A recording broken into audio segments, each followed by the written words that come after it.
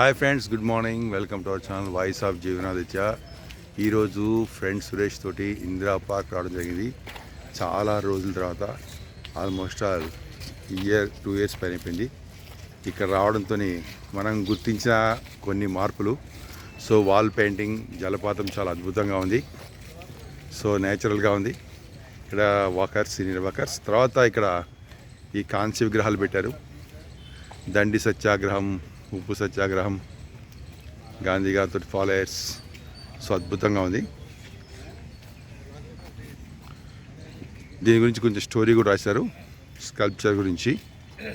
So తర్వాత సిటీని బ్యూటిఫికేషన్లో భాగంగా ఎన్నో రకాలుగా డెవలప్ చేస్తున్నారు. అర్బన్ పార్కులు డెవలప్ చేస్తున్నారు. అదేవిధంగా ఐలాండ్స్ని డెవలప్ చేస్తున్నారు. తర్వాత అనేక రకాల స్కల్ప్చర్స్ పెట్టడము, పెయింటింగ్స్ చేయడము, ఫ్లైఓవర్స్ మీద చేయడము, చాలా వరల్డ్ క్లాస్ సిటీలా డెవలప్ చేయడానికి ట్రై చేస్తున్నారు. చాలా అద్భుతంగా ఉంది. సో ఇక్కడ this sculpture commemorates the historic Dandi march. Dandi ఉప్పు సత్యాగ్రహాన్ని రెఫరెన్స్ ఇస్తూ దీన్ని చేశారు. Led by Mahatma Gandhi from March 12 to April 6, 1930. This pivotal moment in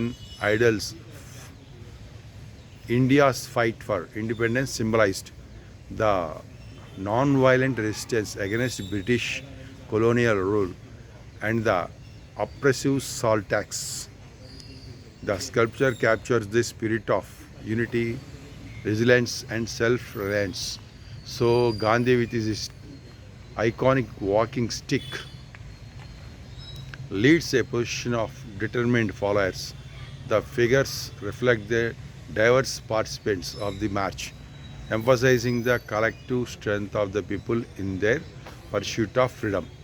This artwork serves as a timeless tribute to the ideals of truth, courage and justice that guided the Indian independence movement.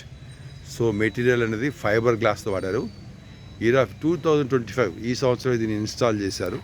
So మనకు చాలా లేట్గా తెలిసింది, అయినా సరే చాలా అద్భుతంగా ఉంది. ఇందులో అన్ని రకాల ప్రజలు, అన్ని రకాల లైఫ్ స్టైల్ ప్రజలు ఉన్నారు అని చెప్పారు.